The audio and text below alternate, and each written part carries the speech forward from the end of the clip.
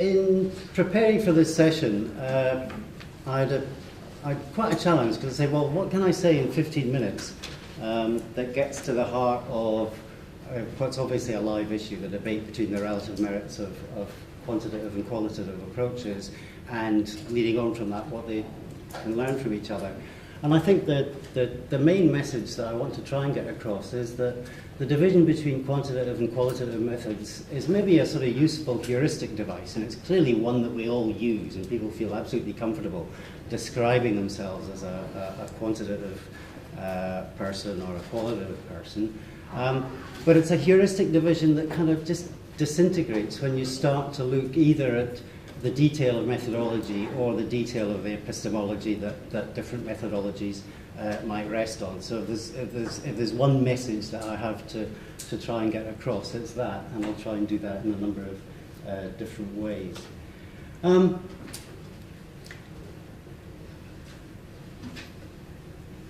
It's very difficult to think of any empirical research at all that doesn't use some system of categorization.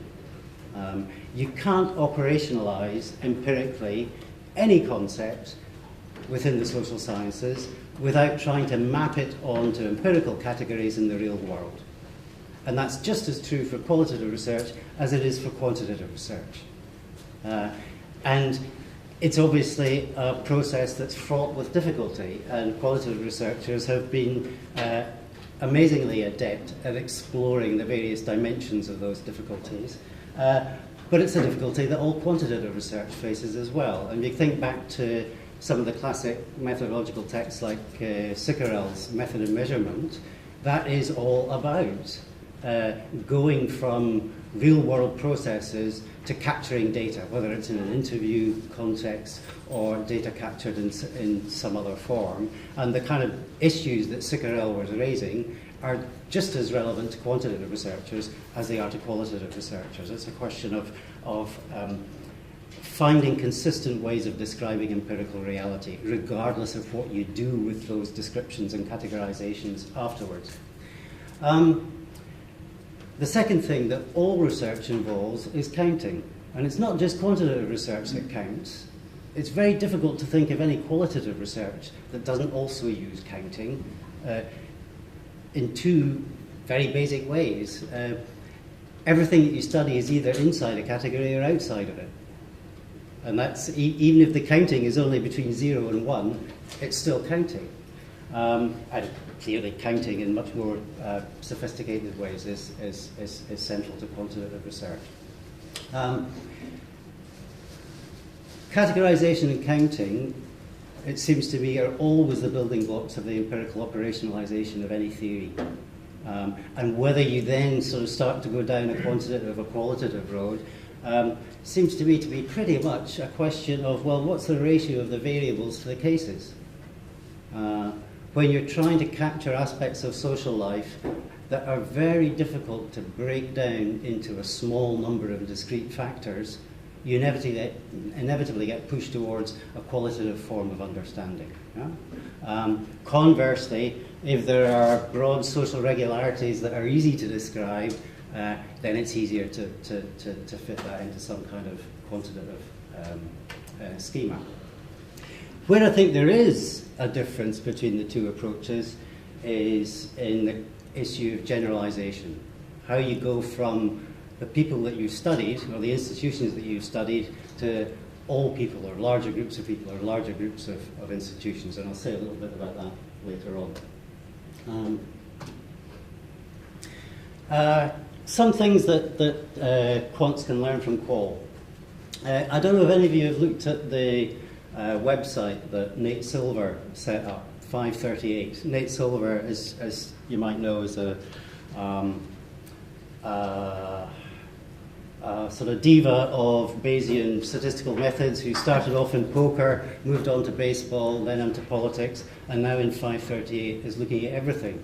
And it's one of the most sort of eagerly anticipated but disappointing websites that's appeared in the last 10 years.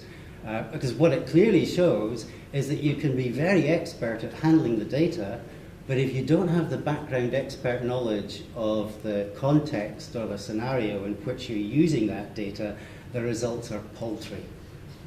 It's, you know, data never tells its own story. Theory and context are all, and the rather kind of disappointing mishmash of interesting facts that 538 serves up is pretty paltry fare compared to the kinds of analysis that researchers that have got a track record within an area and know what they're talking about can produce. Second thing that I think quants can learn from quaL is there's a book by an American journalist called Proofiness. And it's not a great book, but it does have one redeeming feature, which is it really draws attention to the way in which numbers somehow captivate our imagination. If we can put a number next to something, we believe in it far more strongly than if we have no such number. The example that he starts off the book with is McCarthy at the start of the witch hunts. Held a press conference where he said, I have a list of 205 members of the State Department who are members of the Communist Party. And the number 205 was completely made up. But nobody questioned it because it was a number. It was 205. He must know. Now, I'm not suggesting that quantitative researchers go around doing that kind of thing. But there is a sort of... I never cease to be amazed by the way in which, when I'm teaching students, once data is in the form of a data set, it kind of... It comes to be seen as the truth, the data.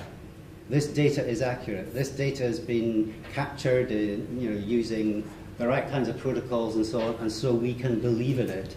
And all the manifold social processes that went into capturing that data and influencing the form that that data takes kind of fade from view as you get further and further into the analysis. And I think it's, it behoves us to remember all the time that the data we have is hardly ever the data we want. It may be the best data that we can possibly get, but there's remarkably little reward for keeping a close eye on the limitations of your own data and all the sort of academic structures of peer review and so on. In some ways make it more difficult, I think, for people to keep a hold of that. Another example is the Google flu debacle. Google flu was being heralded as the new big data way of predicting the occurrence of outbreaks of flu in the United States. It could generate predictions that were some 2 weeks faster than the traditional methods used by the US government, and worked very well for a couple of years and then started going wrong. And it went wrong because, of course, individuals, unlike atoms or chemicals, learn and anticipate, and people were starting to use Google differently because of the different sources of information that were now available about flu, and Google's use of algorithms picking up on the incidence of key terms and emails and things like that to predict the influence of flu degraded dramatically. I think qualitative methods have been rather better than quantitative at appreciating issues of power within the whole data capture process. And I think that the performance of quants in this area has been well above the kind of stereotypical notion of quantitative researchers just, deliberately handing out questionnaires, getting people to fill them up and believing blindly in the results. But nevertheless, all the learning and information that we've gained over the last couple of decades from qualitative sociologists about the nature of power dynamics in any form of data capture, whether it's interviews or other forms, are something that quants can do well to bring on board. And finally, there's just the situation I referred to a couple of minutes ago about there are many social situations that are just not easily reducible to discrete variables that you can handle in a quantitative manner. And in those kind of situations, case studies and more qualitative approaches are just obviously more relevant and less prone to measurement error. Quant lessons for quaL. Generalization. Whatever false statistical theory might have, it at least has a theory of going from information about one set of subjects or one set of cases to information about a wider set of subjects or a wider set of cases through things like random sampling or randomization and experiments and so on. There is no equivalent in qualitative methodology. And I know some qualitative methodologists would argue that you can generalize theoretically, but that seems to me to be a tautology, because on the one hand you're saying my case study establishes the relevance and appropriateness of my theory, but I'm then using my theory to generalize my case to other cases that I can use the same, I can apply the same theory to. And that seems to me to be a rather circular argument. Theory has to be tested as well as generated or explored. The motto of the Royal Society is in Latin, and I can't remember what it is in Latin, but in English it says nothing on another's word. To me, that's the essence of science. That's what makes science subversive, and that's what makes science different from authority. It's the ability of scientists to test their theories against empirical evidence in a way that discriminates between one theory and a rival theory. The court of decision is the empirical evidence. It's not in the methods, and it's not in the theory. It's in the matching of the two, and the bringing the empirical evidence to bear on the theory is the decisive thing. I'm aware of remarkably few qualitative studies that systematically go out to test theory rather than to generate or explore it. And I think at the current state of development of the social sciences, we tend to have a lot of theory and not a great deal of testing. There's a lot of theory generation, there's a lot of discussion of theory, and oftentimes the empirical evidence is kind of taken as read, or at best is shown to be consistent with the theory. And that's not enough. It has to be consistent with one theory and inconsistent with another if we're genuinely to have some kind of theoretical development. The other aspect of the Royal Society motto is replication. And that's, this is a comment that's in some ways equally applicable to quantitative approaches and qualitative approaches in the social sciences. There's very little replication. And yet in the natural sciences, a theory doesn't really get established until individual independent researchers or research groups can come up with pretty much the same results. Natural science isn't prepared to rest upon the authority or the credentials or the intelligence of individual researchers or research groups. Everybody has to be able to do it for something to be firmly established. Replication in the social sciences on the quantitative side isn't that common, and on the qualitative side, well, there's two issues on the qualitative side. One is it's also uncommon. The second one is it's very difficult to see how you could thoroughly replicate a thoroughly qualitative study. If the essence of the qualitative study is the mutual interpretation of meaning between respondent and researcher, it's difficult to see exactly how that gets replicated if you're not in some way to sort of automate the role of researcher such that the researcher has a sort of protocol of what exactly they must do in different situations. And I think replication and generalization are the key challenges on the qualitative side of methodology that haven't really been taken up. There's one final point that I'd like to make about the relationship between the two. Most of my work's with undergraduates rather than with postgraduates or postdocs and researchers and so on. And the startling thing about UK higher social science education is that most undergraduates know next to nothing about quantitative methodology. If they encounter it at all, they encounter it in a 20-credit research methods course, probably in the second year of their degree. It bears no relationship to the substantive issues that they discuss in their other modules, most times, and they graduate thinking that quant is one thing and social science is another. I think that's a problem for qualitative methodology too, because oftentimes any aspects of qualitative methodology are confined in a similar silo. And too much of the discussion that we expect of undergraduates and too much of the public perception of social science and the way the general public learns of the kind of debates that go on within UK social science are debates about theory. They're debates about ideas and not nearly enough debates about evidence. So that you have a kind of situation, for example, where there's been quite a lot of discussion about the nature of class in UK sociology over the last 20 years.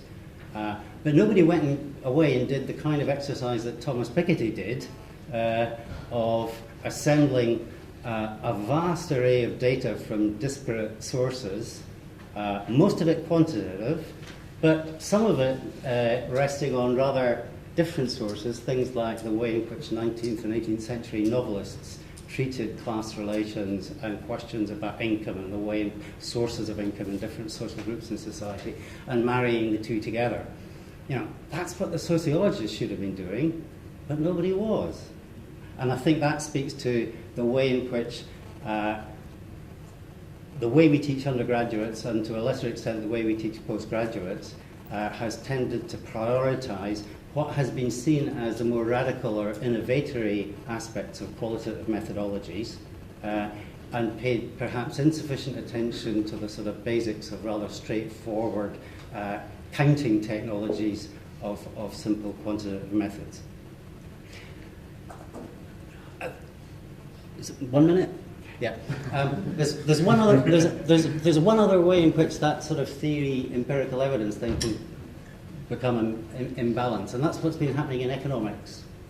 Economics over the last 20 years is highly quantitative, but it too has become all about theory, about general equilibrium models and so on, and has been remarkably little about empirical evidence of the state of demand in the economy and things like that. Hence, the way in which the crash could occur without many economists, with some high-profile exceptions, really being on top of what was going on. So my message is there's not as much difference between quantitative and qualitative approaches as we oftentimes imagine them to be. I think there's been an imbalance in the way we teach both approaches, and the relationship between theory and empirical evidence isn't one about quant versus qual. It's about getting the relationship between theory generation on the one hand and empirical theory testing on the other in some kind of balance. That's it. Thanks.